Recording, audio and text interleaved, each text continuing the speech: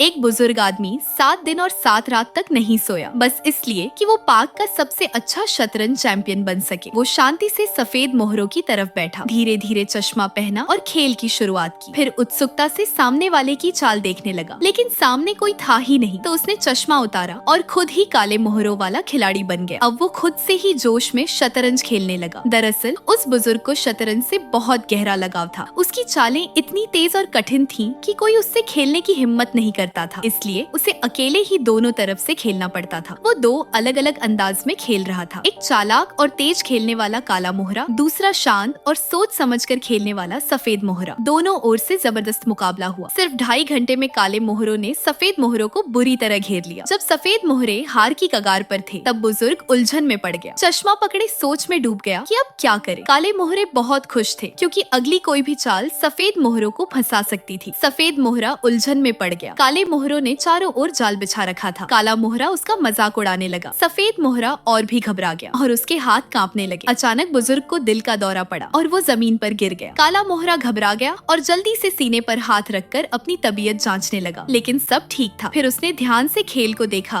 और समझा कि ये सब सफेद मोहरों की एक चाल थी। सफेद मोहरों ने चालाकी से कुछ काले मोहरे हटा दिए थे, जिससे वो हारने से बच गया। काला मोहरा इस चाल में पूरी तरह फंस गया और सफेद जीत गया। काला मोहरा गुस्से से आग बबूला हो गया, लेकिन सफेद मोहरा मुस्कुराया और बोला, जंग और खेल में सब जायज है, और काले मोहरे को इनाम मांगने लगा। लेकिन काले मोहरे ने भी उसे मजाक में एक नकली दांत पकड़ा दिया।